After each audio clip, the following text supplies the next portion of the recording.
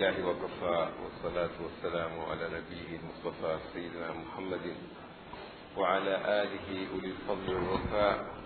ما بعد، ألا إن أصدق الحديث كتاب الله وخير الهدي هدي محمد وشر الأمور محدثاتها وكل محدثة بدعة وكل بدعة ضلالة وكل ضلالة في النار.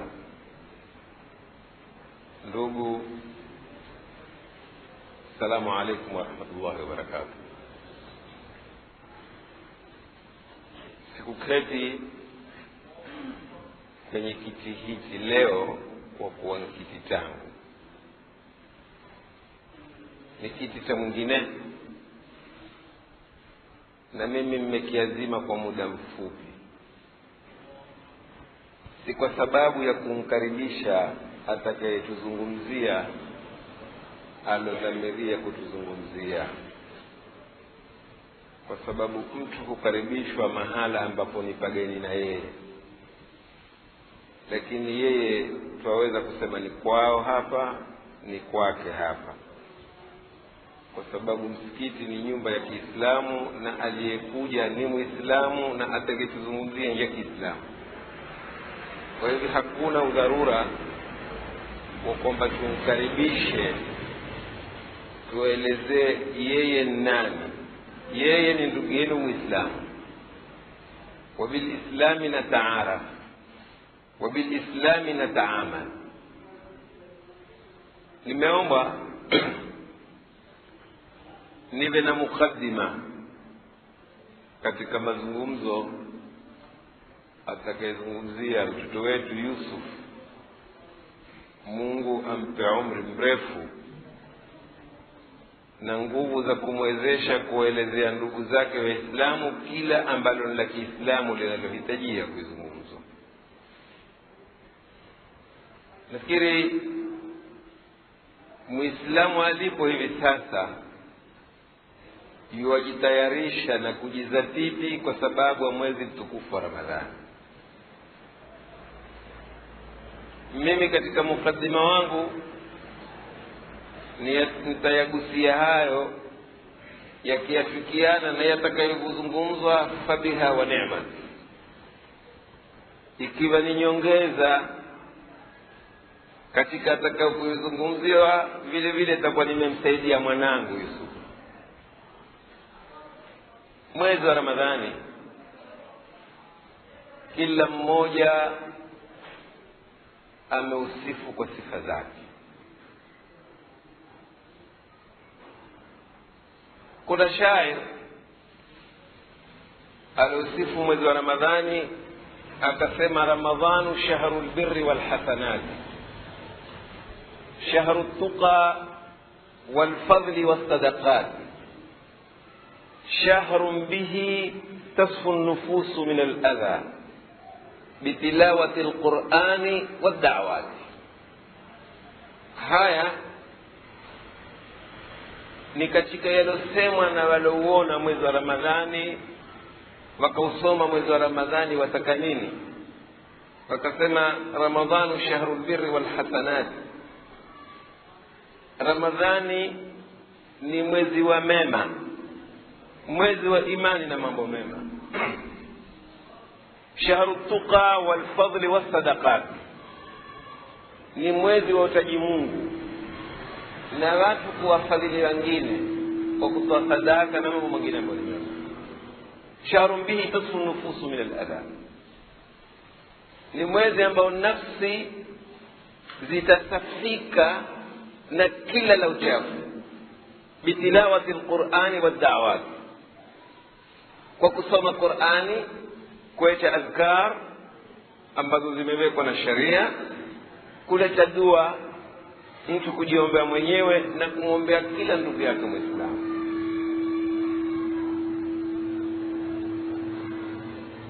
Huu ndio mwezi wa Ramadhani. Itakuwa mwezi wa Ramadhani kama tunavyosema Kiswahili ni mgeni mtukufu. Ikiwa ni mgeni mtukufu, alitoka kwa nani? Ni mgeni mtukufu aliyetoka kwa mtukufu. Mgeni mtukufu ambaye atoka kwa Bwana ambaye ni mtukufu. Hakuna mtukufu zaidi wa kukila hapo kuliko utukufu wa Bwana aliyoleta mwezi wa Ramadhani, Rabbil Alamin subhanahu wa ta'ala. Sasa mgeni yeye mwenyewe akawa ni mtukufu, sisi twafaa tumpokee kivipi?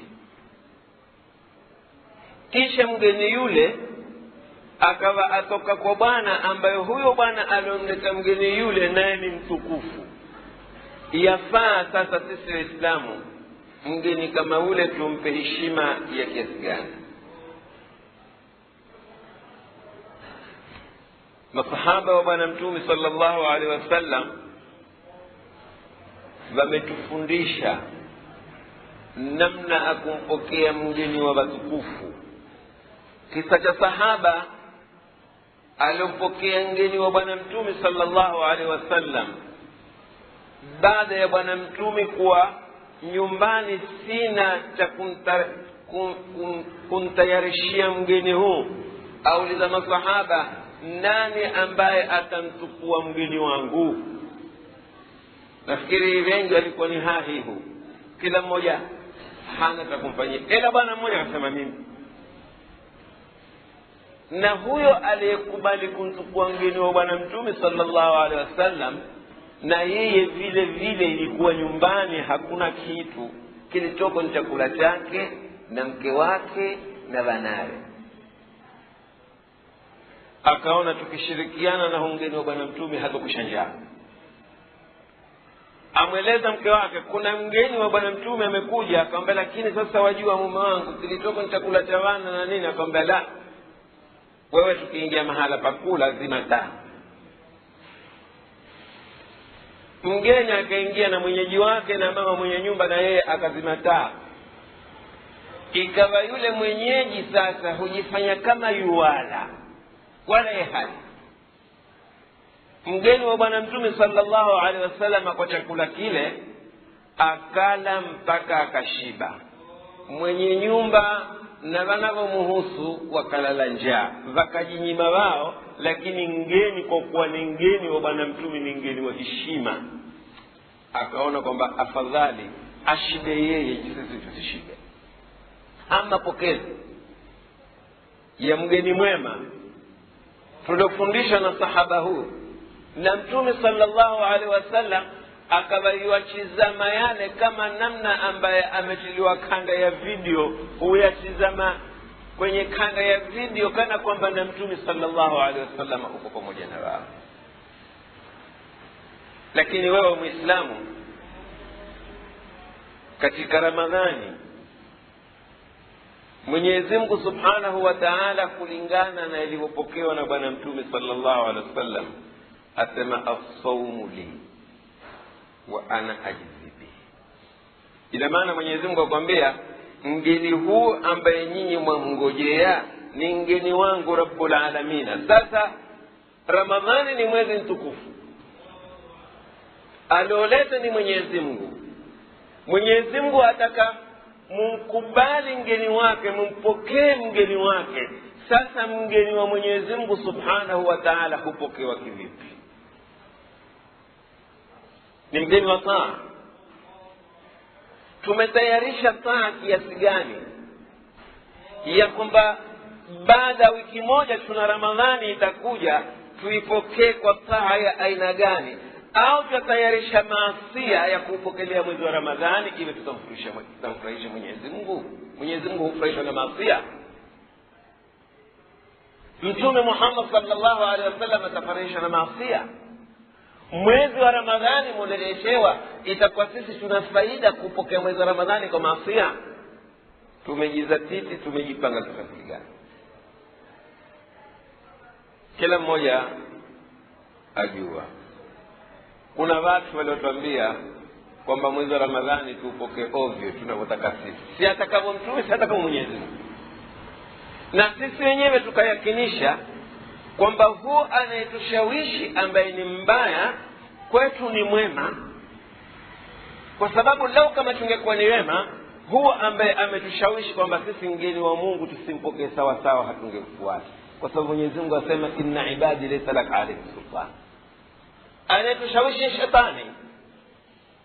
shetani yule ambaye Mwenyezi Mungu Subhanahu wa Ta'ala atueleza katika surati Yasin ambayo tumezoea kumsomea.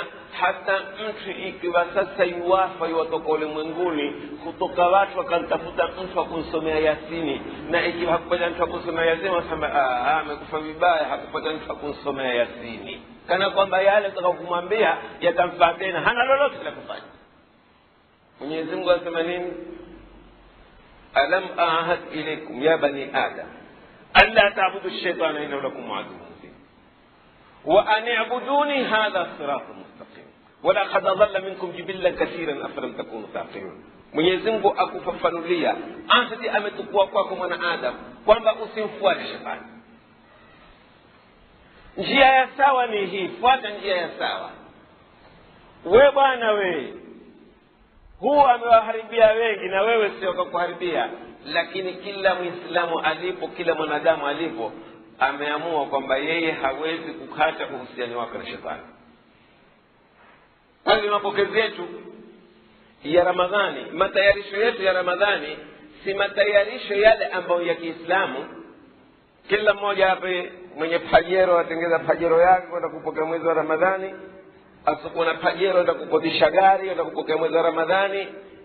Kuna wanawake nafikiri hivi sasa wako tayari, kila mmoja ameweka kitupa cha piko wa Ramadhani ili watoke nusu uti. Wanawake matangamano ya kishetani, wapande na vigelegele mabarabarani, kila mahala vigelegele. Atoka kwapi? Atoka kupokea mwezi wa Ramadhani. Si sharuti ngeni yule ambaye atawasogelea nyinyi na nyinyi mwenda kumpokea kwa maasiya. Mwezi wa Ramadhani haupokei kwa maasiya. Mtume sallallahu alaihi wasallam bishara alitoa, alisema sayakunu fi akhir zamani nisaa'un kasiyatun ariyatun ma'ilatun mumilatun ala ru'usihinna ka asnimatil bukhsi al'inuhunna innahunna mal'unat. sayakunu fi akhir zaman, mwisho wa zama watakuja nisaa'un, wanawake, kasiyatun, wamevaa nguo, ariyatun lakini ni uchi, mailatun, wamepondoka kuata msimamo wa sawa, mumilatun, wanapindwa na wengine, kwa sababu akinipitia mimi na mafuta mazuri, amevaa vizuri, lazima nitakwenda kumtazama. Angalia kujipamba, amala kila jitu anapenda kuona kizuri, na kila utakaona kizuri utakwenda kuangalia, khalas shetani shikua. Mtume sema al'inuhunna innahunna mal'unat, wapizeni lana kwani wao waishalaniwa. Kwa hivi wale wanaotoka kwa nguo sampuli kibeheneko, wanatoka na ulanisi chungu mzima kwa jina kwamba twaenda kupokea mwezi wa Ramadhani, wamekwenda kupokea mwezi wa Ramadhani kwa maasiya, na wale Mtume asema wameshalaaniwa. Je, mwezi wa Ramadhani hutukua na vipi na laana? Hivi ndio tunaofanya. Na la kusikitisha ni kwamba sehemu hizi ambazo ombwa ndizo sehemu za Waislamu, sehemu hizi ambazo ni za uswahilini, ndio ambao vituko hivi vinapatikana. Lau utakwenda kule bara huyaone haya, yatoka huku ambapo mambo ndipo kwenye Uislamu. Tunakwenda kupokea mwezi wa Ramadhani kwa maasiya, ingine wa Mungu pokea kwa maasiya. Utakutana mengine makubwa zaidi. Mwisho wa mwezi wa Ramadhani kuna laila khairu min alf shahr. Wewe tasbihi yako na kofia utaiata katika 10 la mwanzo. Sasa hesabu tarikhi wewe, kila ukitoka tarikhi moja na msikitini utoka watu 10, kila kukingia 11 utoka na watu 10. Ikifika 10 la mwisho ambalo ndilo 10 la msimu, mebakia imamu na safu mbili. Watu hawa wanakwenda wapi? Ilahi, Ramadhani imekwisha, wanakwenda kucheza karata. Hivi sasa kuna watu tengeza viwanja za karata na hazishiki moto karata mpaka 10 la mwisho, kwa sababu ibilisi pale ndio atukua ile chance ya kutaka kuwatoa wale ambao wako kwenye ibada, wale waliohadharishwa na Mwenyezi Mungu Subhanahu wa Ta'ala kwamba laqad adalla minkum jibillan kathiran, hadharishi kutoka kwa Mwenyezi Mungu Subhanahu wa Ta'ala, lakini tukaata kuhadaa. Ila maana wale waliotoka misikitini na kofia zao na tasbihi zao na bakora zao, kwamba wale ni waja wa shetani. Mwenyezi Mungu asema inna ibadi laysa laka alayhim sultan, waja wangu huwapati.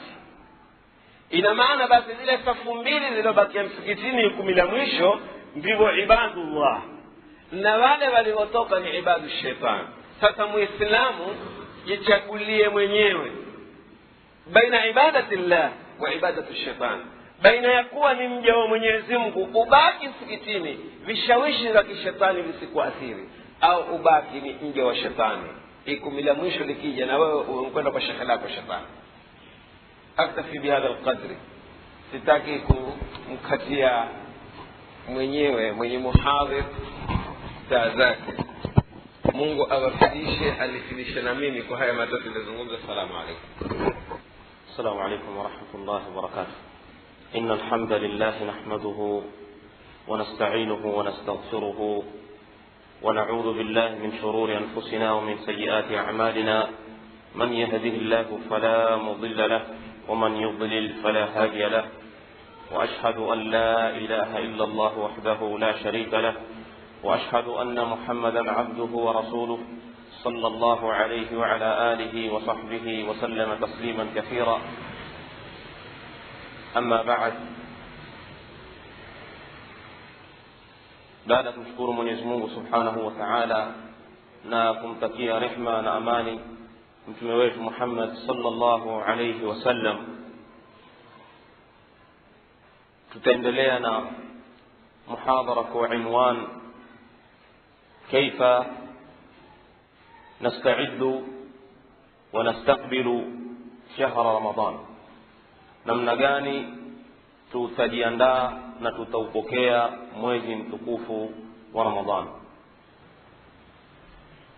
Hakika alipokuwa Sheikh anaendelea na muhadhara, najuta kwa nini nisiwaambie hawa ndugu zangu wangenifanyia kesho tu Sheikh Muhammad Sharif akaendelea na muhadhara mpaka mwisho, kwa sababu alikuwa anayezungumza ni tofauti kabisa niliyoyapanga, na nimeona haya nitakaowazungumzieni imekuwa kheri yeye kuanza kuzungumza yale ili muyasikilize, pengine mungeyapata mambo hata hayaambatani zaidi. Lillahi alhamd, lakini ndivyo Mwenyezi Mungu Subhanahu wa Ta'ala alivyokuwa amepanga. Sheikh azungumze kidogo alafu aniachie niendelee, na Mwenyezi Mungu Subhanahu wa Ta'ala ataniwezesha nizungumze yale niliyojaliwa, lakini hakika nimefaidika.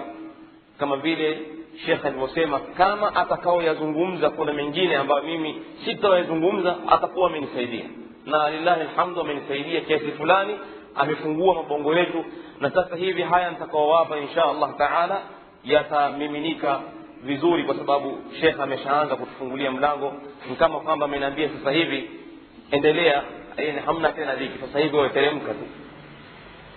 Ndugu Islam, kabla ya kuingia mimi kueleza namna gani tutaupokea au tutajiandaa kupokea mwezi mtukufu wa Ramadhan, wallahi hakika kila unapokurubia mwezi mtukufu wa Ramadhan huwa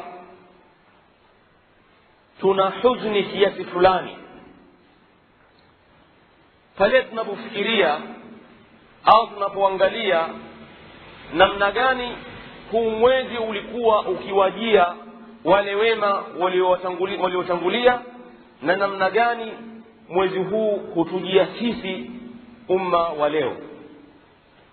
Hakika utaona kuna tofauti kubwa sana, na inahitaji kila Muislamu na mwenye imani yake awe atazingatia juu ya jambo kama hili. Mwezi mtukufu wa Ramadhan ni mwezi wa bashair, ni mwezi wa nusra, ni mwezi wa fath, ni mwezi wa habari njema.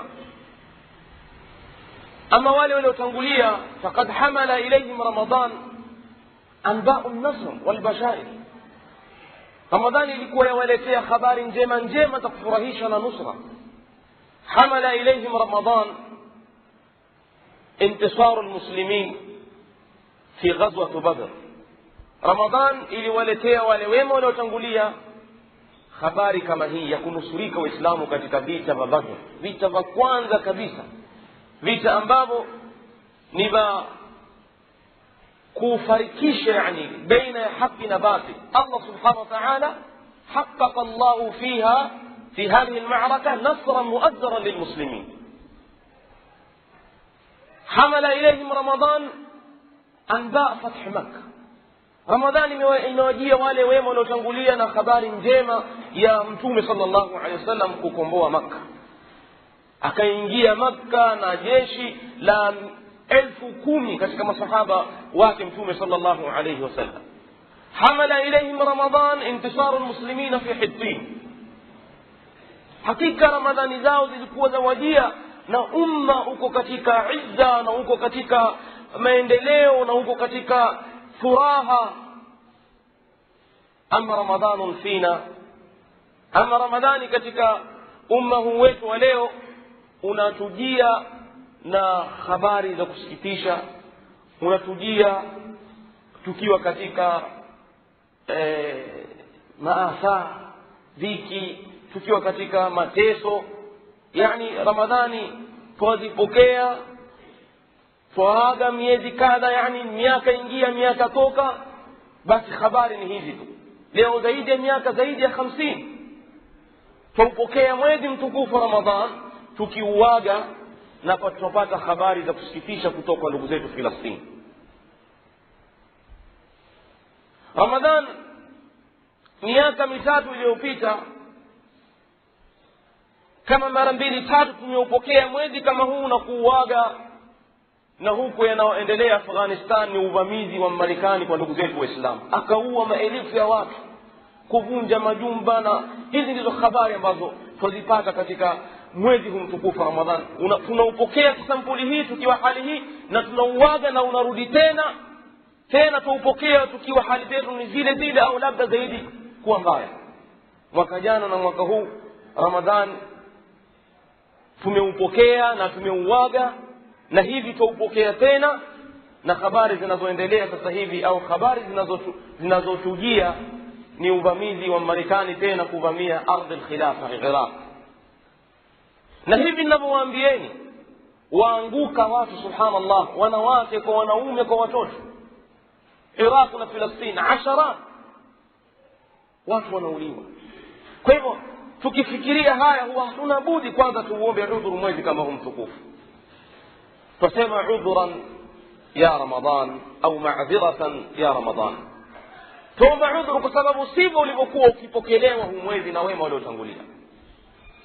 Lakini vile vile hatukati tamaa kwa rehema yake Mwenyezi Mungu Subhanahu wa Ta'ala, kwa uwezo wake Mwenyezi Mungu Subhanahu wa Ta'ala atuletee na sisi nusra, umma huu urudi tena katika izza kama ulivyokuwa biidhnil karim. Ama tukiingia katika namna gani tutaupokea mwezi wa Ramadhan, sehemu ya kwanza kwenye muhadhara ni kwa nini tuzungumzie mada kama hii. لماذا الحديث عن كيفية استقبال شهر رمضان أو استعداد لهذا الشهر؟ kwa nini tuzungumzie mada hii ya namna gani tutaupokea mwezi mtukufu wa Ramadhani? Kwanza ni kwa sababu Ramadhani iko karibu, na yoyote anayetaka kulifanya jambo lake ili jambo lile liwe zuri, mtu ambaye ana hamu na ana malengo, basi kujiandaa kabla ya lile jambo halijakuja. Ndio utapata yoyote ambaye ni msafiri kujiandaa na ile safari kabla ya safari yenyewe kuja, na ambaye alisafiri bila ya kujiandaa kana yeye umsikilize heshi kukueleza zile shida ambazo alizipata kwenye safari, kwa sababu hakujiandaa, ilikuwa ni safari ya ghafla. Lakini yoyote aliyekuwa anataka kusafiri ili safari yake ile iwe mzuri, asichoke, afaulu, isiwe na matatizo, basi kujiandaa kabla ya ile safari. Na vile vile mwanafunzi ambaye ataka kufaulu katika mitihani yake, kabla ya kuja siku ya mitihani uketi akajiandaa kwa kufanya mudhakara na kufanya murajaa, ili akiingia katika mitihani mwisho wake aweze kufaulu. Na vile vile mkulima, kabla haujaingia msimu wa mvua, yeye hutayarisha ardhi yake ya kilima, ili msimu wa mvua ukija basi yeye ametayarisha kila kitu, tofauti na yule ambaye aliketi hakufanya lolote mpaka mvua ikanyesha. Bila shaka yeye hatavuna vizuri na hatafaidika zaidi ya yule ambaye alijiandaa. Hii ni kawaida. Na kwa nini sisi mara nyingi katika mwezi mtukufu wa Ramadhan hatuioni natija baada ya mwezi mtukufu wa Ramadhan? Ramadhani ikiisha natija huwa ni chache.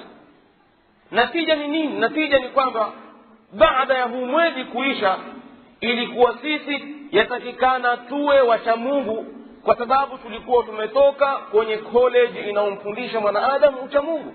Mwenyezi Mungu Subhanahu wa Ta'ala asema kutiba alaykumus siyam kama kutiba ala alladhina min qablikum la'allakum tattaqun, ili mupate kumcha Mungu Subhanahu wa Ta'ala. Kwa hiyo natija inayosubiriwa ni kwamba baada ya Ramadhan watu wawe wacha Mungu, wawe na istiqama, wawe na dini, wawe na kheri. Na ni moja wapo wa dalili ya kuonyesha kwamba hawa watu wamefaulu. Lakini kwa nini ikiwa sisi miezi yote tufunga mwezi mtukufu wa Ramadhan, lakini baada ya Ramadhan natija huwa ni chache?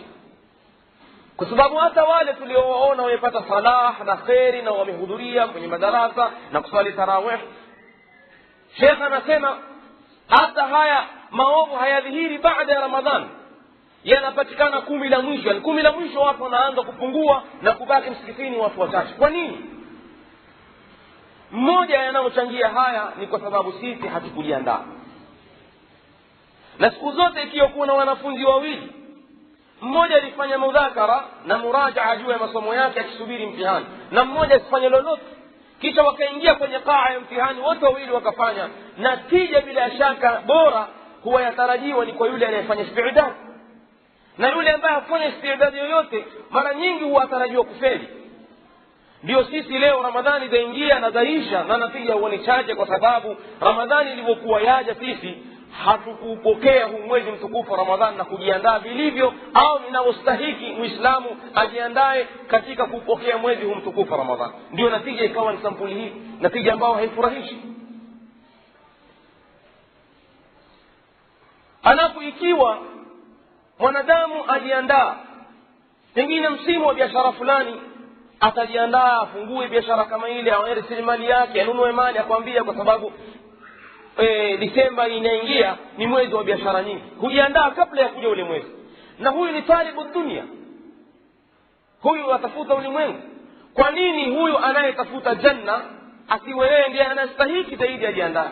Wa hadha ash-shahr innahu shahrun likasb afdal ma yaktibu talibu al-janna. Ni mwezi ambao kama kuna mtu ataka kutuma kitu bora zaidi, basi ni mtu kutuma ili apate janna. Hii ni sila, ni bidaya Allah Subhanahu wa Ta'ala, nao ni ghali. Kwa hiyo kama kuna mtu anastahiki ajiandae zaidi, ni huyu ambaye yeye anataka radhi ya Mwenyezi Mungu Subhanahu wa Ta'ala na anataka kuingia janna. Waman lam yasta'id, na ambaye hakujiandaa, basi natija huwa ni chache mno inayotarajiwa kwake kuweza kufaulu, kwa sababu yeye hakujiandaa. Kwa hiyo hili ni jambo la kwanza ambalo limetufanya tuzungumzie mada kama hii. Vipi tutaweza kujiandaa na kuupokea mwezi mtukufu wa Ramadhani? Thania, jambo la pili, inna alladhi yarji'u al-basar fi bilad al-muslimin, yule ambaye ataangalia vizuri miji ya Waislamu na namna ya Waislamu wanavyopokea mwezi wa Ramadhan katika siku hizi zetu za leo, atashikwa na huzuni kubwa, atasikitika. Hili ni moja ambalo limechangia sisi tuzungumzie hii mada. Maana utaona kama kwamba hao Waislamu hawajui huu mwezi mtukufu hupokelewa namna gani na watu hujiandaa namna gani. Mimi nasema Waislamu wanajiandaa leo kuupokea mwezi mtukufu wa Ramadhan, lakini wajiandaa namna gani? Moja katika yale au katika sampuli wanavyojiandaa Waislamu wa leo kuupokea mwezi mtukufu wa Ramadhan ni kujiandaa kwenye kununua vyakula vingi, kujaza store, michele, sukari, kila kitu. Na utasikia mtu akwambia wallahi mpaka sasa sijafanya lolote, mwezi mtukufu wa Ramadhani unaingia. Janibu upande sio janibu al-iman. Yeye yuko upande huu tu wa chakula nini, kufundisha mke wake namna gani upishi, namna ya kupika vyakula vizuri na nini, kama kwamba huu mwezi mtukufu wa Ramadhani ni mwezi wa watu kula sana. Hivi ndivyo Waislamu wa leo wanavyojiandaa kupokea mwezi mtukufu wa Ramadhani. Yani ni sampuli moja. Sampuli ya pili ni ile ambayo imezungumzwa na Sheikh.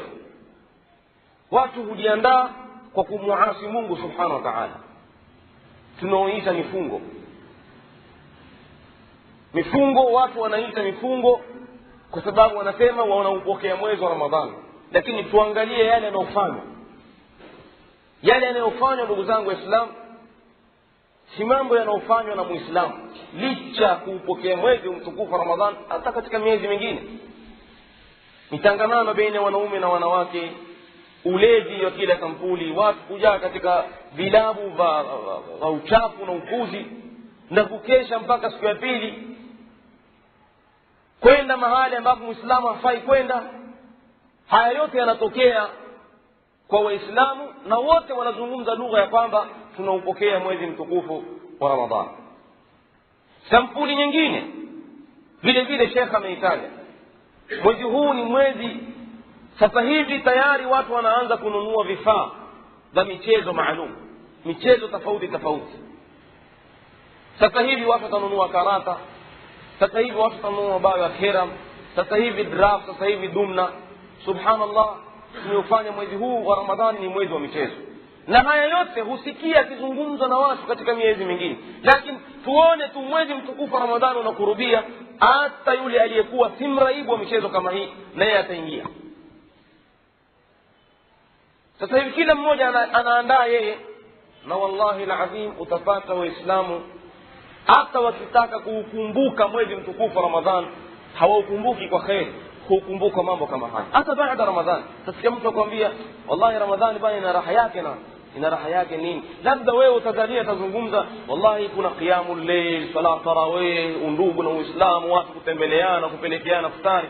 Lakini hata hatazungumza hivyo, kumbe atakwambia wallahi Ramadhani ina raha yake bwana, karata, dumna, sio nini bwana, raha jioni na nini, figili, sio nini, madafu. Msikini wallahi, fikra zetu chache. Mwezi mtukufu wa Ramadhani sisi tuko kwenye kufikiria mambo haya ya upuzi. Hata tukikumbuka khairi zake basi ukumbuka upuzi. Sampuli nyingine, na hao maskini na wao walioghafilika wanaona mwezi huu mtukufu wa Ramadhani ni mwezi wa kulala. Na kama tungekuwa kuna maskuli ufundishwa kulala, labda watu wangeingia kutoka sasa ili wajifundishe namna ya kulala. Tuona tu kila saa, yani si usubuhi, si jioni, si misikitini, si majumbani, watu ni koromo tu wamelala. Subhanallah, wakati ilikuwa watu waitumie hii fursa ambao ni siku chache tu kufanya ibada, kusoma Qur'an, kwa kujikurubisha kwa Allah subhanahu wa ta'ala, kwa kushindana, wasipitwe na muda hata mchache ila na wao kwenye khairi. Utapata mtu amelala, pengine akiamshwa anaamshwa jioni maghrib, basi hainadhiniwa afungue saumu. Kwa ufahamu huu, hata wale wanaojitahidi na kujipinda kwenye muhadhara, nenda kwenye mihadhara ya Ramadhani, utapata wengi wameegemea kwenye nini na wanalala. Yani imekuwa hata ile darasa za Ramadhani zinazowekwa kwenda kama ni hobi au kama ni ada ya mwezi mtukufu Ramadhani kuwa na darasa, huoni himma na jiddia katika wale wanaohudhuria darasa, kwamba wanataraji kwamba mwezi wa Ramadhani kiisha angalau wamejua ahkamu kadhaa kuhusu saumu na kuhifadhi. Na utaona tu wengi hawaji, na wale wanaokuja pia ni kama ada, wasema twenda kupumbaza saumu kusikiliza darasa ya Sheikh Muhammad Sharif. Sisi wengine wamelala koroma, Sheikh akitahamaki hapa labda watu watano wamsikilize. Haya ndio mashaki. Hivi ndivyo tunavyopokea mwezi mtukufu wa Ramadhani. Wengine bisahar ala alfadaiyat walqanawat, kwa kukesha usiku kwenye satellite, kwenye mtu agura toka kwenye channel hii na siku hizi kuna namadishi siku mzima mpaka alfajiri ya nyingine. Tena kuambia wallahi raha ya Ramadhani ni hii, usiku kama mchana. Usiku kama mchana, si majua masala ya ibada, watie kaseti hii, watoa kaseti hii, wakimaliza kaseti hii, na wallahi haya hapa wa inna lillahi wa inna ilayhi raji'un. Kwa hiyo tukitaka kuzungumza ule ukweli, hatutaki kuwatuhumu waislamu kwamba hawaupokei mwezi mtukufu Ramadhani. Wanaupokea, lakini sampuli. Jambo la tatu ambalo limetufanya tuzungumzie ni kule kuona wale wema waliotangulia namna gani waliupokea huu mwezi mtukufu Ramadhani. Wallahi hawa watu walioishi na Mtume sallallahu alaihi wasallam, as-salaf, masahaba, wale waliokuja baada ya masahaba, walielewa thamani ya huu mwezi mtukufu Ramadhani. Huu ni mwezi mmoja tu. Mwenyezi Mungu Subhanahu wa Ta'ala kwenye Qur'an anatueleza kwamba ni ayaman ma'dudat, ni masiku tu ya kuhisabika. Wao walielewa kuwa huu mwezi ni mwezi mtukufu, ni mwezi una kheri nyingi. Wallahi walikuwa salafu salih wakimuomba Mwenyezi Mungu Subhanahu wa Ta'ala awafikishe mwezi mtukufu Ramadhan, wakimuomba Mungu kwa miezi 6 kabla ya Ramadhan. Allahumma ballighna Ramadhan. Sasa nataka tumsawir huyu mtu anayemuomba Allah Subhanahu wa Ta'ala kwa dhati, Mola wangu nifikishe na mimi mwezi mtukufu Ramadhan kabla ya miezi 6. Hebu tumwangalie huyu mtu, kweli ataupokea mwezi mtukufu Ramadhani kwa upuzi? Huyu mtu miezi 6 kabla ya Ramadhani yeye wajiandaa. Mmoja katika kujiandaa kwake ni dua, amuomba Mungu Subhanahu wa Ta'ala amfikishe. Na pindi wanapokuwa Mungu amewafikisha na wako ndani ya mwezi mtukufu Ramadhani, basi usiulize kuhusu ibada zao. Kujitahidi kwenye ibada usiku na mchana, ikafika mtu hataki kupoteza nukta. Bila ya kuwa kwenye nukta ile yeye au dakika ile yuko kwenye kumridhisha Mwenyezi Mungu Subhanahu wa Ta'ala. Kwa nini? Wanajua hii ni fursa, na leo itapotea basi khalas, nimekosa, nimenyimwa kheri nyingi. Na baada ya Ramadhan wanamuomba Allah Subhanahu wa Ta'ala tena miezi 6, Allah Subhanahu wa Ta'ala wakubalia amali zao. Angalieni watu namna walivyokuwa na kheri, kheri nyingi tu, ibada, kusali sala za faradhi, sala za sunna, qiyamul layl, witri, sadaqat, yani kheri tu, kheri kila aina kheri, kusoma Qur'an, adhkar. Lakini baada ya Ramadhani ile hofu ambao wako nayo, pamoja na kwamba wana matarajio, wanamuomba Allah Subhanahu wa Ta'ala miezi 6 tena baada ya Ramadhan, Mungu akubali saumu zao. Ilifikia mpaka baadhi yao kuonekaniwa wanalia baada ya mwezi mtukufu Ramadhan, tena siku ya Eid al-Fitr, kama Umar ibn al-Khattab. Aulizwa Umar, leo siku ya furaha mbona walia? Anasema nalia kwa sababu sijui kama Mungu Subhanahu wa Ta'ala amekubali saumu yangu. Sasa angalia na sisi namna tunavyopokea mwezi mtukufu Ramadhan na vile vile tunavyouaga. Kupokea kuna mfungo, ni ibara ya mikusanyiko juu ya machafu na maasi na kumuasi Mungu Subhanahu wa Ta'ala na kukeuka amri za Mtume sallallahu alaihi wasallam. Na kwenye kuuaga pia mwezi huu mtukufu Ramadhan, tuuaga vile vile kwa maasi na kwa lugha tu za kufurahisha nyingine au za kuchekesha. Alhaya huwa ni siku ile mwezi umeonekaniwa kesho ni Eid, basi hata kama mtu pengine hakutayarisha kununua marungi, maana hajajulikaniwa, atakwenda kununua marungi usiku, hata kama itakuwa bei ni kali sana, atanunua kwa sababu leo ni alhaya. Ni talala vipi kesho ni Eid bila ya kula marungi? Na ndimi za hali zetu huku zikisema nenda mwenye kwenda, nenda mwana kwenda, tuondokee mwana kutuondokea. Yani kama mwezi wa Ramadhan umekuja na kututia dhiki mpaka imekuwa hatuwezi kuyafanya. Na si kwamba walikuwa hawayafanyi haya kwa kumcha Mungu, walikuwa hawayafanyi haya kwa sababu wana haya za kwamba itakuwaje mwezi huu watu wote wafanye ibada, sisi tutakula marungi. Na wale ambao labda wamevuka mipaka na labda ule ubinadamu hawana kabisa kufanya haya ndani ya mwezi mtukufu Ramadhani, waliyadhu billah. Lakini ifikapo mwisho wa Ramadhani, hivi ndivyo tunavyouaga vile vile mwezi huu mtukufu Ramadhani. Na hawa wema walikuwa wanamuomba Allah Subhanahu wa Ta'ala Mungu akubalie saumu zao. Kwa hivyo ndugu zangu Waislamu, haya ndio yaliyotufanya sisi tuzungumzie mada kama hii. Sasa mwezi ni huu ndugu zangu, uko mbele yetu. Labda tuna wiki moja au wiki moja, labda na siku moja au na siku mbili, mwezi huu utatuingilia. Mwezi ambao Mwenyezi Mungu Subhanahu wa Ta'ala ameueleza, شهر رمضان الذي أنزل فيه القرآن هدى للناس وبينات من الهدى والفرقان فمن شهد منكم الشهر فليصم. mwezi wa Ramadhani ambao umeteremsha Qur'an ndani yake, mwezi wa uongofu kwa watu, uongofu ulio wazi, hujja, basi atakaye kuwemo katika yale masiku yakitimia miongoni mwenu nafunge. Mimi leo siko hapa kwenye kuzungumzia masala ya kufunga, tutafunga kwa kuona mwezi kwetu wala tutafunga kwa kuona kuna mwezi kwingine, lakini ningependa hii aya tu ni tafsiri kama walivyotafsiri maulama na mashekhe, tofauti na vile tulivyokuwa tutafsiri siku nyingi na tukielewa siku nyingi. Basi hapa tu, alafu kama una mambo mengine marefu zaidi ya hapa, Sheikh Muhammad Sharif yuko hapa. Mimi nitakueleza kipande hiki ambacho siku nyingi tumetafsiriwa kisampuli nyingine, kumbe na maana yake ni sampuli nyingine, na pengine huenda wengi wetu tungefahamu maana ya hii, labda wengi wangemilia kwenye ile rai ya kwamba mwezi unapoonekana kokote watu na wafungi. Wala sisemi hivi ya kwamba na wafanya ni wapumbavu wale wanaokuwa na rai ya kwamba kuna ikhtilafu al-masali, haya ni masala ya khilafia, wala sitakuwa mimi kwa dakika 5 hizi ndo nitaondosha nitafanya hali ya mashakili kama haya. Mashakili yatabaki pale pale tu, rai zote mbili, ila kila mmoja tabainisha namna yeye alivyokinaishu bila kudharau hao wengine, kwa sababu hatufai sisi kama waislamu tufikie daraja ya kuzozana na kupigana kwenye masala ya khilaf.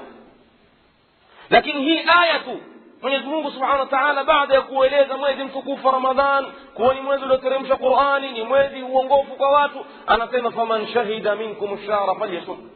Wallahi alazim, istakuwa hati nadanganya, lakini tulivyokuwa tutafsiriwa na labda elimu zilikuwa ni chache, na mpaka leo elimu ni chache, tulikuwa tutafsiriwa mwenye kushuhudia miongoni mwenu mwezi na funga, faman shahida minkum ash-shahra falyasum. Lakini leo tutaangalia tafsiri ya hii aya sivyo kabisa, namna tutakavyoambatanisha na lugha ya Kiarabu. Mwenyezi Mungu asema faman shahida, hii shahida hapa maana yake inakuja maana mbili. Shahida inakuja kuona na shahida inakuja mtu kwa yuko hadir. Mtume sallallahu alayhi wasallam katika hijjatul wadaa alipokuwa anawatolea khutba masahaba zake, mwisho aliwaambia liyuballighu ash-shahidu minkum al-ghaib, aliye hapa namfikishia ambaye hayuko. Ikaonekaniwa hapa ash-shahid imekuja kwa maana mtu aliye hadir, ambaye yuko hapa amfikishie, sio yuballighu ash-shahid anayeona, aliye hapa namfikishia ambaye hayuko. Faman shahida, atakaye kuwemo. Kwa nini sisi tumesema hapa ni kuwemo, yani kuwa hadir, tusiseme ni kuona? Na tumesema kuna tafsiri mbili. Huende ikawa labda faman shahida, shahida hapa ni kuona. Hatuwezi kutafsiri ni kuona kulingana na ile maana inayokuja mbele au kalima inayofuatia. Mwenyezi Mungu asema faman shahida minkum ash-shahr. Tafsireni kwenye shahr maana yake ni nini? Shahr ni mwezi, lakini si mwezi kwa namna tunavyofahamu sisi. Sisi tukaambiwa mwezi ufahamu ni mwezi ule. Shahr ni masiku yale 30.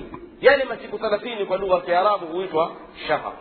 Na ndio sisi nasi tukaiba kwenye lugha yetu, ikawa mtu kuambia leo tarehe 30 nenda kuchukua mshahara wangu.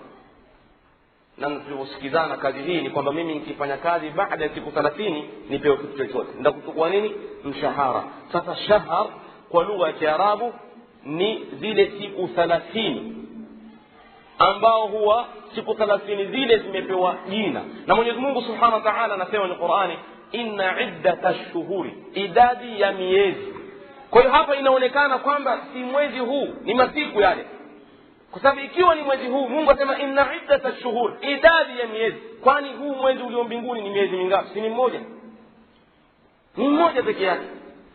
Mungu aliposema inna iddat, maana yake idadi ya ile miezi, kwamba Shawwal, Dhulqa'da, Dhulhijja, Muharram, Safar, Rabiul Awwal, Rabiul Thani, ni 12, na kila mwezi wa idadi ya siku 30. Kwa hiyo hapa hatuwezi kusema hili ni qamar, ule unaitwa hilal pindi unapokuwa ndio unaanza kutoka, au unaitwa qamar ukiwa ni mwezi, yani mwezi yani mutlaq qamar, na unaitwa badr pindi unapokuwa ni tarehe 14 na una nuru zaidi, unaitwa badr. Sasa Mwenyezi Mungu hapa anasema faman shahida minkum ash-shahr, atakaye kuwa amehudhuriwa na yale masiku. ya mwezi mtukufu Ramadhan miongoni mwetu. Ina maana kuna wengine labda itafika mwezi mtukufu Ramadhan lakini hapo mjini uko safarini, basi kufunga kwake itakuwa si lazima ana khiari ya kula alafu alipe siku nyingine, lakini atakaye kuwa hadir falyasumhu na funge. Ama masala ya kuona labda imekuja kwenye mafunzo ya Mtume sallallahu alaihi wasallam, sumu li ru'yatihi, fungeni kwa kuonekaniwa mwezi na fungueni kwa kuonekaniwa. Nimesema hapa nitaruka kwa sababu haya masala yangu ni masala labda nikiyazungumza huenda mkanikota alafu mkaniacha nimetoka kwenye maudhui yangu, ila tu kipande hiki cha aya nimependa kukitafsiri baada ya siku nyingi kuona sisi tafsiri yake kila mmoja anakwenda kama shahida minkum shara falyasum, na inakuwa ni dalili kale mtu anayeshikilia kwamba anaiona miongoni mwenu mwezi na funge, kumbe tafsiri yake ni nyingine kabisa. Mwezi mtukufu Ramadhan ni mwezi wa kheri, na Sheikh Muhammad Sharif ameeleza kwamba kila mmoja ameusifu huu mwezi kwa sampuli yake, lakini sote tunafikiana ya kwamba ni mwezi wa kheri, ni mwezi wa baraka, ni mwezi wa uongofu wa huda, ni mwezi wa neema nyingi, ni mwezi wa rahma, ni mwezi wa maghfira, ni mwezi wa ifku minan nar, ni mwezi wa watu huri na moto.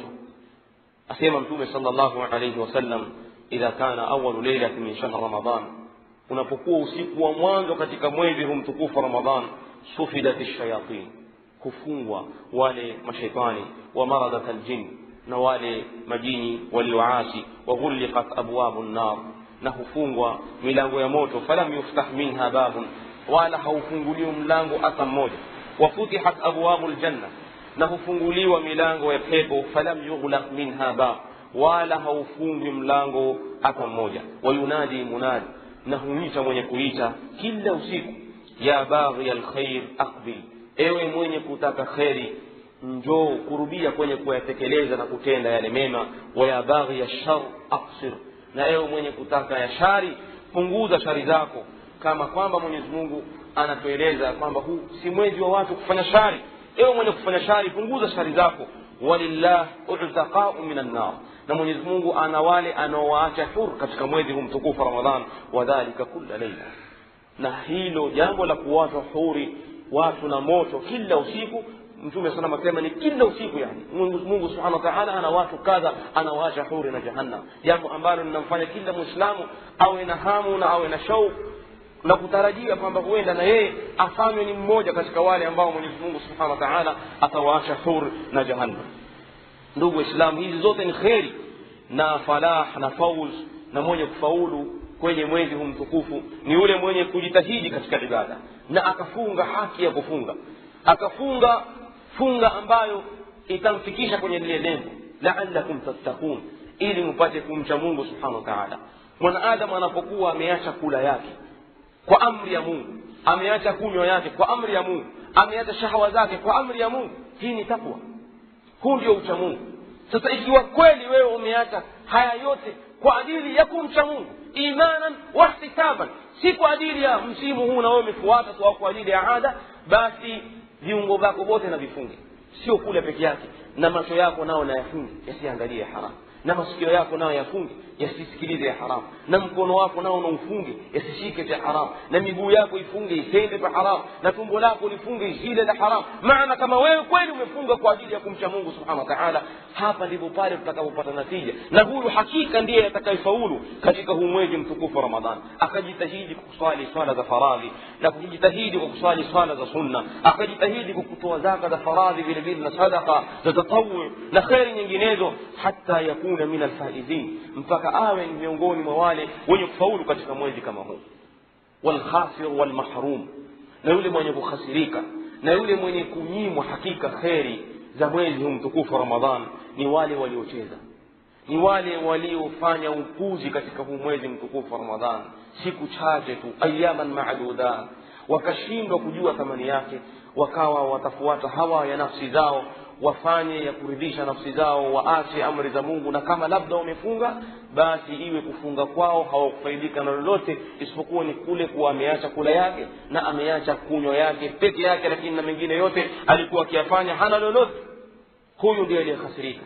Na amesema kweli Mtume sallallahu alayhi wasallam, radhima anfu mri'in ja'ahu Ramadan falam yughfar lahu, ameishi mdhalilifu, ameangamia mtu ambaye atajiwa na mwezi huu mtukufu wa Ramadhan kisha akisamehewe dhambi zake, na wallahi ataishi mdhalilifu.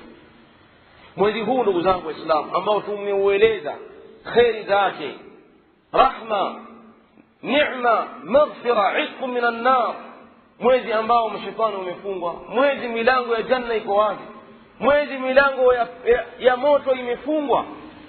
Kisha mwezi huu umjie Muislamu, kisha mwezi huu uishe na Muislamu huyu abaki na madhambi yake, wallahi amekasirika, ameishi mdhalilifu. Inahitaji Muislamu awe na kujua thamani ya mwezi huu mtukufu Ramadhani. Usipite huu mwezi bila ya kwa yeye amesamehewa na Mwenyezi Mungu Subhanahu wa Ta'ala. Watu wawe na subra. Hii ni fursa dhahabia, kama wanavyosema wazungu, golden chance. Ni nafasi ambayo mtu akiitupa, wallahi ametupa khairi nyingi, na ni kwa mwaka mara moja. Na hii ni rahma ya Allah Subhanahu wa Ta'ala na fadhila zake, kuwekea ummati Muhammad mwezi huu mtukufu wa Ramadhan uwe ni mwezi wa kuwasafisha na kuwafanya wao wasafi na kufutia madhambi. Ramadhanun ila Ramadhan kafaratun lima bainahuma, asema Mtume sallallahu alaihi wasallam, Ramadhani mpaka Ramadhani ni kafara juu ya madhambi yale yaliyomo baina Ramadhani mbili. Hii ni neema ya Allah Subhanahu wa Ta'ala. Tumepitiwa na masiku mengi, kila mmoja angalie sahifa yake na ukurasa wake. Kuna nini? Madhambi, maasiya, kuacha faradhi za Mungu, kukhalifu amri za Mtume sallallahu alaihi wasallam, dhulma nyingi, ghiba, namima, zina. Angalieni sahaif zetu za mwaka mzima huu. Lakini Mwenyezi Mungu kama atuambia, haeni waja wangu, njooni sasa, enyi ambao mnataka khairi njooni, na enyi ambao mnataka shari kwa wingi punguzeni. Mwezi huu mtukufu Ramadhani, njooni mje katika mwezi huu, mjisafishe, mjitahirishe, kwa hii ni fursa. Ndio Mtume sallallahu alaihi wasallam akasema, raghima anfu mri'in jaahu Ramadhan falam yughfar lahu, ameishi mdhalilifu mtu ambaye atajiwa na mwezi huu mtukufu Ramadhan, na mwezi uishi alafu asisamehewe dhambi zake. Qala ta'ala, alam ya'ni lilladhina amanu an takhsha'a qulubuhum lidhikri llahi wama nazala min alhaq فقلوب المؤمنين وقلوب المتقين إلى هذا الشهر تحن ومن ألم فراقه تئن فإلى متى الغفلة. nyoyo za wale wacha Mungu kwa kupokea mwezi huu mtukufu Ramadhan zina shauku na hanan na furaha na hamu na pupa la kufanya ibada, na vile vile kwa kuondokewa na mwezi kama huu wa Ramadhan huwa nyoyo zao zimejaa huzuni, na sisi mpaka leo tutaghafilika. Faya ashab al-ma'ash wa ya ubad ash-shahawat wa ya ubad al-malahi wal-munfadayat wa ya ubad ash-shashat wal-fadaiyat ma lakum la tarjuna lillahi waqara. Ndugu zangu Waislamu, enyi ambao mnamuasi Mwenyezi Mungu Subhanahu wa Ta'ala, na nikimuomba Allah insha Allah Ta'ala tusiwemo katika mjumuiko huu wa khairi, ambao tumezama kwenye kuabudu shahawat. Kwa nini Mwenyezi Mungu asema ma lakum la tarjuna lillahi waqara? Kwa nini hamtaraji utulivu kwa Mola wenu? Wala ta'rifuna li shahr Ramadan halalan au harama, na hamujui katika huu mwezi mtukufu Ramadhan, hamujui la halali wala la haramu. Faya man adrakta Ramadan, ewe ambaye umejaliwa na Mwenyezi Mungu Subhanahu wa Ta'ala kuudiriki mwezi huu mtukufu Ramadhan, na tukimuomba Mwenyezi Mungu an yuballighana Ramadhan. Ewe ambao umebahatikiwa kuufikia mwezi huu mtukufu Ramadhan, acha yale ya upuzi, acha yale yanayoporomosha nafsi yako, elekea kwa Mwenyezi Mungu Subhanahu wa Ta'ala, urudi kwa Mwenyezi Mungu Subhanahu wa Ta'ala kabla an yartahila shahru al-Qur'an wal-'itq min an-niran, kabla haujaondoka huu mwezi. Kwa nini? la'allahu yakun binisbati ilayka akhir Ramadan, huenda ikawa Ramadhani hii kwako ndugu yangu Muislamu ni Ramadhani ya mwisho, huenda ikawa ni hivyo. Kwani ni wangapi tuliofungana wao mwaka jana na leo tumewazika? Ni watu wengi tu ndugu zangu Waislamu, na wengine waliotarajia kwamba na wao watafunga, na pengine wengine wakazungumza kabisa tukawasikiliza, inshallah Ramadhani ijayo nitafanya hivi, lakini wamekwenda mbele za haki, siku zao zimetangulia kabla ya Ramadhani kuja, na sisi tujitahidi. Hatujui tutafikia tena kwenye Ramadhani nyingine, na hatujui hata kama hii ya wiki moja kama tutafikia. Tumuomba Allah subhanahu wa ta'ala kwa rehema yake atufikishe na sisi mwezi mtukufu wa Ramadhani. Lidha yajibu alaina an nu'idda li hadha ash-shahr, ni wajibu juu yetu tujiandae na huu mwezi mtukufu wa Ramadhani khaira i'dad, kujiandaa kulio bora. La lijalbi at-ta'ami wash-sharab, si kujiandaa vile tunavyofahamu kukusanya vyakula vingi tu. Imekuwa mtu haoni kuwa Ramadhani imekuwa ni Ramadhani kwake ikiwa meza yake au jamvi lake halikujaa vyakula zaidi ya 10. Ramadhani ndugu zangu, nani aliyetuambia kuwa huu ni mwezi wa kula? Na wallahi wale wanaosema ya kwamba ulimwengu wa leo kila kitu kimegeuka, mambo kichwa kimekuwa chini miguu imekuwa juu, kila kitu leo kimegeuka, shari imefanywa kheri, kheri imefanywa shari. Mwezi wa Ramadhani ni mwezi wa watu kufunga, lakini leo tumeubadilisha ni mwezi wa kula. Wallahi alazim, gharama za kula zinazo au yale gharama zinazopatikana kwenye mwezi mtukufu wa Ramadhani, gharama za chakula, gharama yake ni kubwa zaidi kuliko miezi mingine. Na ulikuwa mwezi huu ni wa Ramadhani watu wafunga, lakini subhanallah, na nikisema hivi huwa nasema watu wasijiandae, watu wasile vyakula vizuri. Mwenyezi Mungu subhanahu wa ta'ala atuambia kulu washrabu wala tusrifu, kuleni na mnywe msifanye israfu. Lakini ni wangapi ambao wala na wanywa lakini hawafanyi israfu? Sisi upenda kujaza vyakula vingi. Raha yetu ni tukitembea asubuhi tuone vyakula kwenye mapipa. Basi kujiandaa ndugu zangu si huku. Tusione ya kwamba kujiandaa na mwezi wa Ramadhani ni kuandaa kujaza meza au jamvi lako vyakula vingi. Ni kujiandaa al-i'dadu al-imani, kujiandaa na iman. Awalan bidua, kwanza kabisa kwa kumuomba Allah subhanahu wa ta'ala. Tujiandae kwanza kabisa na kumuomba Allah subhanahu wa ta'ala an yuballighana Ramadhan kama kana salaf, kama walivyokuwa salaf wakifanya, wakimuomba Allah subhanahu wa ta'ala kama tulivyosema kabla ya Ramadhani kwa miezi 6. Na sisi tumuombe Mwenyezi Mungu subhanahu wa ta'ala atufikishe katika mwezi mtukufu wa Ramadhani. Thaniyan al-islah ma'a Allah, kutengeneza mtu, kufanya islah baina yake yeye na Mwenyezi Mungu subhanahu wa ta'ala. Islah baina ya mja na Mola wake ndugu zangu ni tauba sadiqa. Watu warudi kwa Allah subhanahu wa ta'ala ili tuingie katika mwezi mtukufu wa Ramadhan tukiwa wasafi na tukiwa na shauku ya kupokea huu mwezi na ibada nyingi. Na mtu asighurike akasema mimi nina iman, mimi nimekamilika, tauba inahitaji mtu mwenye madhambi.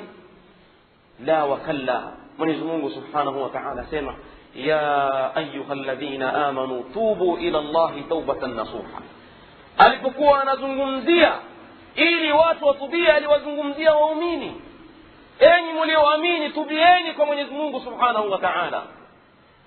Na ndio tumuona Mtume sallallahu alayhi wasallam a'bada an-nas atqa an-nas, mcha Mungu aliyekuwa amesamehewa dhambi zake, asema tubieni kwa Mwenyezi Mungu na mumuombe msamaha Mwenyezi Mungu, fa inni astaghfirullah wa atubu ilayhi fi al-yawm akthar min 70 marra. Mimi nataka msamaha kwa Mwenyezi Mungu na natubia kwake kwa siku zaidi ya mara 70. Nani leo ataweza kusema mimi sina haja ya kujiandaa na tauba maana mimi ni mu'min? Saa zote watu watakawarudi kwa Allah subhanahu wa ta'ala, na hasa hivi Ramadhani karibu, watu walete istighfar na tauba wakabili huu mwezi mtukufu wa Ramadhani wakiwa wao ni wasafi na wameshatia mguu wao katika ile fence ya Mwenyezi Mungu subhanahu wa ta'ala, ili wawe karibu na Allah subhanahu wa ta'ala, waupokee huu mwezi kwa ibada nyingi na khairi nyingi, na Mwenyezi Mungu awakubali. Thalithan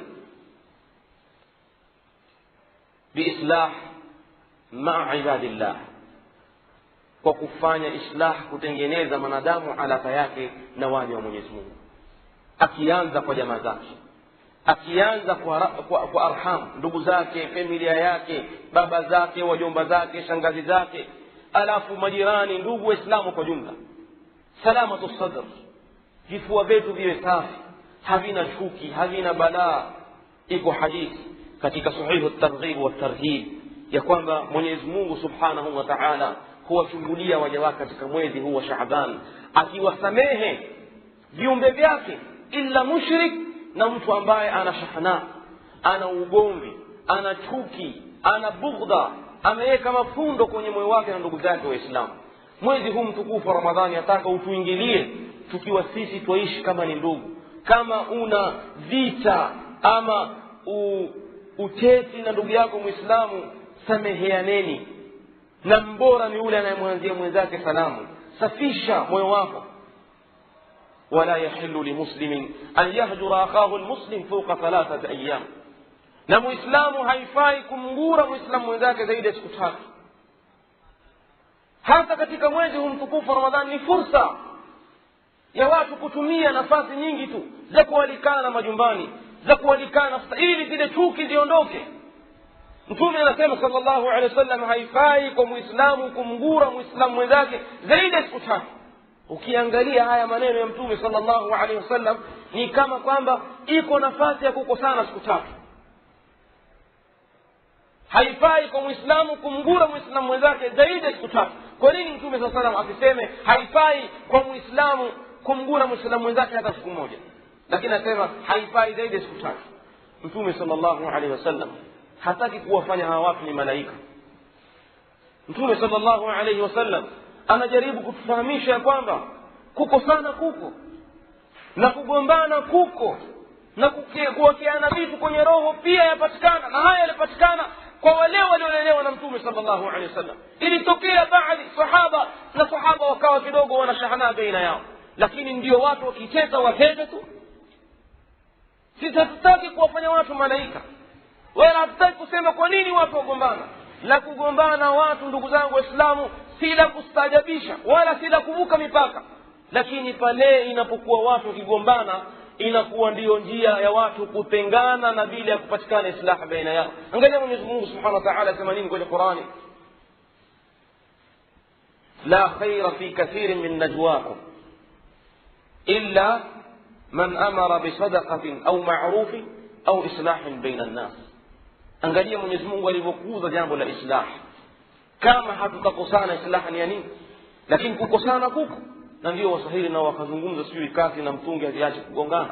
Tuishi katika ulimwengu mmoja. Mtu agombana na mkewe, mtu agombana na ndugu yake Muislamu, mtu agombana na jirani yake, mtu agombana na baba yake, lakini haimaanishi watu kishagombana ndio basi. Watu wafanye islah, watu warudi kitu kimoja, watu wapatane, na mbora ni yule ambaye yeye yuwabadir, yuwakimbilia ule msamaha. Akimwona mwenzake msalimia, ampelekea zawadi, afanya. Basi huu mwezi mtukufu wa Ramadhani, mmoja wa yale ambao tunataka sisi tujiandae na kuupokea mwezi mtukufu wa Ramadhani ni tuupokee huu mwezi na sisi kwa tumefanya islaha baina yetu sisi na waja wa Mwenyezi Mungu Subhanahu wa Ta'ala, tuwe na vifua visafi.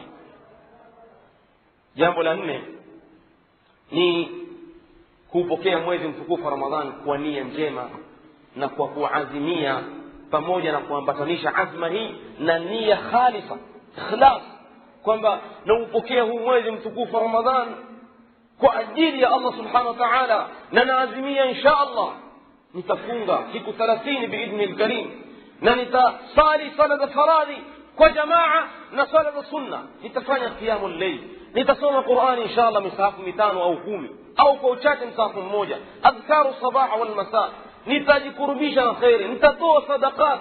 Uwe na azma na nia khalis kwa ajili ya Allah Subhanahu wa Ta'ala. Kwa nini tunasema hivi? Kwa sababu leo Mwenyezi Mungu Subhanahu wa Ta'ala atakukhitari, leo Mungu Subhanahu wa Ta'ala atakukhitari na ufe kabla ya mwezi mtukufu wa Ramadhani, labda ufe siku ile mwezi umeonekana tu, Allah Subhanahu wa Ta'ala atakuingiza kundi la wale waliofunga kwa nia yako njema. Kwa hii ni sampuli ya 4 ya kuupokea huu mwezi mtukufu wa Ramadhani. Vile vile bilihtimam bilwajibat, mfano salatu aljamaa, tena hasa salatu alfajr. Watu waazimie salatu alfajr maa aljamaa na swala zote nyingine, mtu asipitwe na jamaa, kwa sababu wengi wetu tumepuuza, ndugu zangu Waislamu. wale wema waliotangulia namna gani walikuwa kwenye kutekeleza faradhi. angalia sahaba tabi'i Sa'id ibn al-Musayyib alayhi rahmatullah, anasema kutoka ni ujue Uislamu hajaadhini muadhin illa mimi niko msikitini miaka 40. miaka 40 hajaadhini mwenye kuadhini illa mimi niko msikitini. ina maana huyu bwana alikuwa hakosi salatu jamaa, tena pamoja na takbiri ya imam. mwezi wa Ramadhani ni fursa watu wajiandae na kuwa na ihtimam na swala za jamaa, na asipitwe na muda mchache bila ya kwamba yeye yuko katika kheri. wala taktasib ما استطعت من الأوزار التي تعيق مسيرة الخير ولا usitume hata kosa dogo ambalo ukijua kosa hili huenda ikawa ni kizingiti au pingamizi ya ile barabara ya kheri uliyoshika. Jitahidi kadri ya uwezo wako usimuasi Mwenyezi Mungu Subhanahu wa Ta'ala. hata ikiwezekana mtu ayaache baadhi ya mambo ambayo ni mubah, ambayo lakini hayana faida ndani yake, ayawache kwa ajili ya mwezi mtukufu Ramadhani. na hili hatutoki kulikariri. hasara iliyoje wallahi alazim. siku chache hizi mtu ndio wakati huu badala ya kujipinda kwenye mambo ya kheri, yeye aingilie mambo ya upuzi. sasa iwe ndio karata, dumna, kera. jamani, la ilaha illa Allah. huu ndio mwezi hata kama mtu alikuwa nayo haya mambo ayaache. huenda Mwenyezi Mungu Subhanahu wa Ta'ala akamsaidia baada Ramadhani akawa ni mtu mwingine. lakini hata wale ambao hawafanyi mwezi huu ndio wako tayari mtu apoteze wakati wake. nikitoa mfano juzi kwamba utamuona mtu aweza poteza muda wake kwa ajili ya jambo kula tu, akapoteza saa mzima, akaacha darsa, akaacha muhadhara, akaacha kusoma Qur'ani juzu 2 au 3, akaacha kumtaja Mungu Subhanahu wa Ta'ala kwa jambo dogo tu. mtu atachukua gari yake au apande matatu kuanzia Mtwapa na Mombasa, karibu kwenda na kurudi karibu saa mzima, enda nunua figiri yampeleka mtu mjini, ameacha kila kitu. wakati ule leo angeketa karete istighfar, akasoma Qur'ani, angepata juzu 2 au 3, angesikiliza darasa. figiri imemtoa mtu shekhe masafa marefu kilomita 20, asikilize ngoma ndani na nini na nini, aende mwezi mtukufu Ramadhani. basi tunao tu mambo hayo ukujukuzi ambao mtu aweza akaacha kheri. wallahi alazim, angalia hizi dumna zinazoanza. watu huanza dumna baada salati al-asr mubashara, baada al-asr mpaka maghrib. ndugu zangu, kuna masaa mangapi? saa 10 mpaka 11, 11 mpaka 12, 12 mpaka na nusu, masaa 2 na nusu. na mtu mbivu kwa kusoma Qur'ani dakika 40 maliza juzu moja au nusu saa. ni juzu ngapi hizo angelisoma lau kama ile muda wake ule ameketi kwenye keram au dumna au bao la draft, angeketi msikitini, angetuba thawabu ngapi? kwa kila harfu thawabu 10. sadisan, jambo lingine la kujiandaa ni kujizoezesha kufanya qiyamul layl. mtu aanze qiyamul layl. Ramadhani inakuja na tarawih, iwe ndio sababu ya sisi kuweza kudumu na ibada kama hii, ibada ya khairi. Mwenyezi Mungu Subhanahu wa Ta'ala awasifu wale wema. Mwenyezi Mungu asema wao ni muda mchache mno usiku wanaolala, na ikifika wakati wadaku huwa wanaketi na istighfar. basi tuwaige watu kama hawa wema kwa kufanya qiyamul layl na kuwa na uradi wa kusoma kitabu cha Mwenyezi Mungu. ndugu zangu, wale wema waliotangulia, kulipatikana watu wakimaliza msahafu kwa wiki, wengine kwa siku 3, wengine kwa siku 1, wengine kwa usiku mmoja. sisi mtanisamehe nikiwaambia, Muislamu kukijua kitabu cha Mungu kukisoma ni Ramadhani mpaka Ramadhani. na kama hiyo Ramadhani atasoma, ni wangapi Waislamu wangapi humaliza kwenye mwezi mtukufu wa Ramadhani angalau msahafu mmoja? kwa hiyo inatakana watu wajiandae na mambo kama haya. tia azma, mimi Ramadhani hii nataka nimalize juzu 10, nimalize juzu 10 labda kwa siku 5 au kwa siku 10. juzu 10 kwa siku 10 huwa ni msahafu mmoja kwa uchache, kila siku juzu moja. kwa wale mahodari zaidi wamalize msahafu miwili, kwa wale mahodari zaidi kila 10 maliza msahafu. Na hii ni ukisoma kila siku juzu 3, na wallahi yawezekana. Na wako watu alhamdulillah, wako watu wanaosoma, msistaajabu. Mimi ni naye kijana namjua, yani ukimwangalia wallahi alazim amaliza msahafu mara 6 katika mwezi mtukufu wa Ramadhani, na pengine wako na wengine ambao hatuwajui. Kwa hiyo ni mtu kuazimia. Maana ya kusema kwamba wako, nataka kuwafahamisha kwamba hili jambo hatulizungumzi kuwa ni jambo gumu. Shekho tuambie tumalize msahafu mara 10, si kwa jambo haliwezekani. Ni jambo limefanywa na wema waliotangulia na lafanywa na mpaka watu leo. Lakini sisi hatujakuwa na kufahamu thamani ya huu mwezi mtukufu wa Ramadhani, na sisi hatujui thamani ya wakati vile vile. Sisi waislamu wa leo wallahi alazim hatujui thamani ya wakati, na wakati ni rasilimali ya mwanadamu. Mwanadamu hana kikubwa anachokimiliki kama wakati. Wallahi alazim mwanadamu hana kikubwa ambacho kimiliki thamani kwake kama wakati. Lakini hakuna kitu leo kinachodharauliwa na kutupwa kama wakati. Haya mengine yote hayana thamani kwa mwanadamu, mali, majumba na kila kitu. Ndio pale watakapokufa mwanadamu atajua wakati kwa kitu thamani. Siku roho yatoka, mali unayo lakini hayakusaidii, watoto uko nao lakini hawakusaidii, na hata huna hamu na chochote, huna hamu na mke, huna hamu na watoto. Angalieni yule anayekufa 80. Kwenye aya nyingi tu Mwenyezi Mungu Subhanahu wa Ta'ala sema rabbi irji'uni la'alli a'malu salihan fima tarak. Atamani aregeshwe kwenye nini? Kwenye wakati. Na amemaliza miaka 40 kwenye upuzi.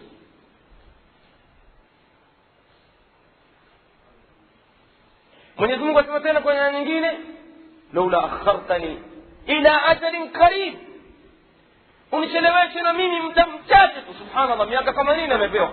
Sasa wakati wa kufa ndio najua thamani ya wakati. laula akhartani ila ajalin qarib fa asaddaqa wa akun min as-salihin. Sisi tucheze ndugu zangu waislamu, lakini wallahi siku mtu atakufa ndio atajua kwa wakati unathamani. Atatamani wallahi dakika, itakuwa ni kitu ghali. Hasemi jamani mali, jamani watoto, akitu atalilia ni wakati. Na sasa wakati tuko nao na tupumua tutacheza nao. Vile vile tujiandae na kusoma na kujifunza ahkamu siyam min khilali kutub wa ashrifa alulama wa talabatu alilm. Huu ni wakati wake. Kila mausim una mambo yake. Mausim wa haji watu wanasoma ahkamu alhajj, na mwezi mtukufu wa Ramadhani unakuja tusome ahkamu siyam kupitia kwenye kaseti, kupitia kama una kaseti zako za zamani za mashekhe tofauti zungumzia ahkamu siyam, tusikilize vitabu ili Ramadhani kiingia angalau tujue. Sangine wallahi kwa udhaifu tujue na mwezi mtukufu wa Ramadhani hukumu ndogo tu za kuhusu na kuambatana na saumu mtu hajui. Mpaka leo upatikana mtu akauliza swali, je, sikupata mtu akuninuiza niseme nini, mimi nifunge au nisifunge? Hii ni swali ukaridi kila mwezi kwa baadhi ya watu. Ni udhaifu ulioje kwa sisi umma wa Kiislamu leo. Mtu kawa mpaka leo ana swali hili anaweza kuuliza, kama mimi sikunuidwa na shekhe maana sikufungishwa nia, je naweza kufunga? Hii ni swali kweli kwamba ikiwa sisi ni umma au ni mujtamaa ambao una wahi, ambao unasoma, ambao unafahamu. Maana tuache yale mengine ambayo yatutatiza, lazima tuulize mashekhe. Yana kuna masala mengi, lakini kweli hili swali la mtu kuuliza innamal a'malu binniyat, hadithi ambayo yazunguka kila mahali kwenye kila vitabu, maneno ambayo innamal a'malu binniyat wa innamal likulli imrin, na bado mpaka leo mtu anauliza hili swali. Kwenye Ramadhani ikianza utapata tu watu kadhaa wanakuja kukuuliza, je, kama mimi sikupata mtu wa kunitilia nia, saumu yangu itakubaliwa ama itakubaliwa? Udhaifu ulioje. Kwa watu wasome, wajiandae na kusoma hizi ahkamu siyam kabla ya huu mwezi mtukufu Ramadhani. Ni moja wapo ya kule kujiandaa. Al-istidad lid-da'wa, kujiandaa na da'wa fi Ramadhan bikulli alwasa'i, kutumia kila mbinu tufanye da'wa, kwa sababu mwezi huu ni mwezi watu roho zao zimelainika. Ndio utaona mwanzo wa Ramadhani misikiti inaanza kujaa, nyoyo zimelainika, wale mabakhili wanaanza kutoa. Sasa hii ni fursa, na vijana ambao wanafanya kazi ya da'wa, hii ni fursa nataka watu waitumie, wala msivunje watu moyo. Wako baadhi ya maduat wallahi alazim nimehudhuria kwenye multaka mmoja wa mashababu, kijana mmoja azungumza maneno subhanallah, Mwenyezi Mungu amsamehe, lakini kwa ijtihadi yake na ile hamasa ambayo yuko nayo. Asema watu wasomi, hatutaona mwezi wa Ramadhani ukiingia ndio huyo amekuja takufundishwa utawadha, huyo amekuja takufanya nini, wengine wamekuja hawajui takuswali. Acheni hao, msipoteze wakati wenu. Waambieni wende baada ya Ramadhani waje. La, ni makosa. Sababu huu mwezi ndugu zangu Waislamu ni mwezi wa kheri. Hata wale waovu nyoyo zao zimelainika. Sasa pale wanapokuja sisi nataka tuchukue ile ni fursa. Kwa nini twashindwa sisi kutumia fursa? Twashindwa hata na mvuvi. Mvuvi ungoja mausimu watu. Msione wakati wa kusi boti liko kule juu huwa amekaa tu. Huwa boti lile tayarishwa. Lapigwa rangi, lapigwa sifa, lafanya kila kitu. Yeye alenga tu. Upepo ukibadilika kama ndani. Huyu ni mvuvi anaangalia mausimu na ananufaika nao. Makafiri wananufaika na mausimu hata kwenye kulingania kwenye dini yao. Wanaangalia msimu fulani, siku zetu za kulingania wafanya da'wa.